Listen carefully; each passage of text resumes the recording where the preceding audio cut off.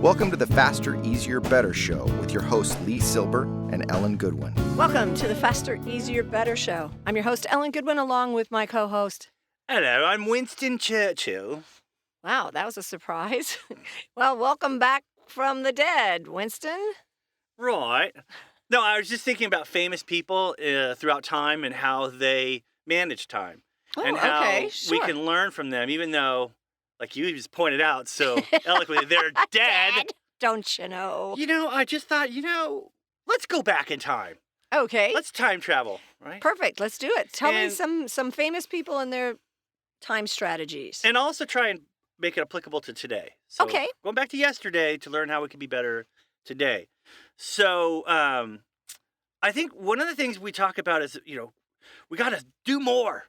Right. Work, and actually, believe it or not, some famous people, their philosophy was work less. Make more. I like it. But work less. Like Andrew Carnegie, one of the richest people, if not he was like the richest person in the country, the railroad magnate and steel magnate, whatever he was. He loved taking naps in the afternoon. That was his thing. Late in the afternoon, he would find himself exhausted and he would nap. Now, you would think somebody with that much going on wouldn't have time to nap. He found the time. Beethoven was always done by early afternoon. He's like, okay, my best hours are from this to this. I'm not good anymore. Yeah. And I'm moving on. And then, of course, I use my little Winston Churchill. He didn't work in the afternoons or evening. He felt that was just personal time, and he would do other things. So he would wrap it up, even during a war. Wow. The war will stop for me. I'm napping. Oh, but he wow. he believed that, and I think a lot of these people were, afternoons were for health and body, health and spirit, health and mind. So they just rocked things in the morning? Did they get up early? Do we know? Yeah, I actually did see that. Not early, because the early bird gets the worm, but in those days, I think work days used to be 9 to 5. I'm working 9 to nobody works 9. It's 8 to 5 or later. Yeah. So I think when we think early now, you got to get up at 6 to be at work by 8. So then it was like 9. It really was 9. I mean, that was when you were expected to be there. Charles Darwin, Richard Strauss, they loved to exercise in the afternoon. Okay. So these famous people, successful people, took time for not just work, but for rebuilding their rejuvenation. Rejuvenation, yeah. I would say environment. I'm a writer, so I always am interested in how others write. Hemingway liked to write standing up. That was his thing. He didn't sit down.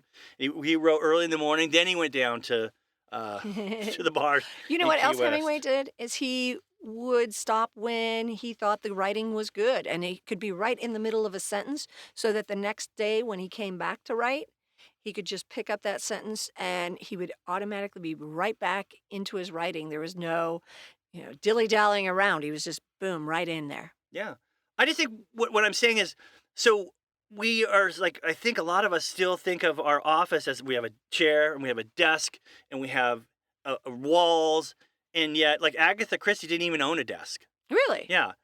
Thomas Wolfe, famous writer. Yeah. He was 6'6".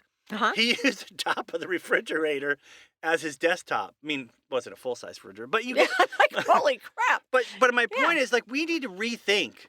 Yeah.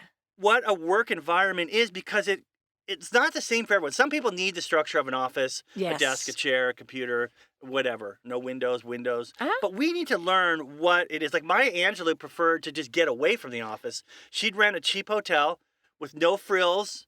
And for, while she's working on a project, she would just say, look, I'm going to write from 7 a.m.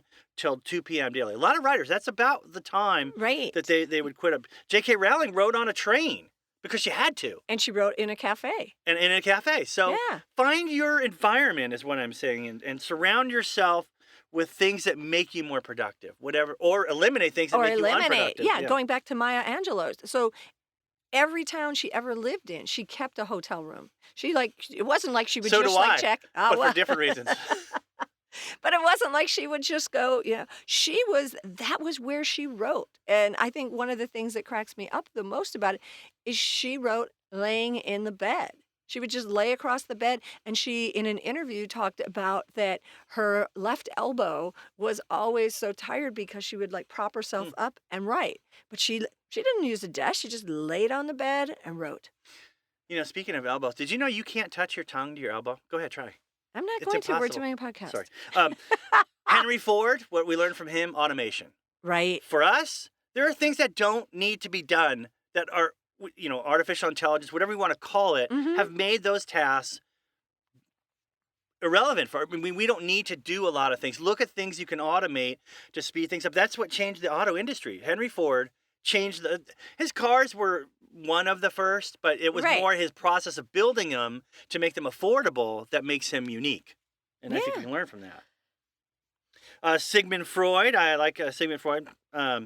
So his thing was, we smoked 20 cigars a day, so I would not recommend that. Holy cow. But he believed in spending quality time with his family, and he would block out time for his family. He had his patients, he had his writing and reading, but then he had family time, right? Right. Which is weird for him because tell me about your mother. She's right here.